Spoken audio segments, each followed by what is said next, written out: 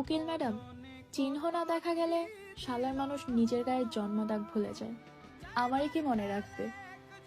এই আমার চিহ্ন রইল, রেখে দিয়েন আপনার কাছে। নয়তো আমাকে মনে রাখার মতো কেউই হয়তো থাকবে না দুনিয়ায়।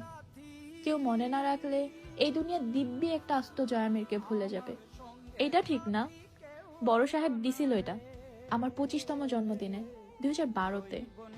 75-এও যেন থাকে আপনার কাছে। ততদিন আমি থাকবো না।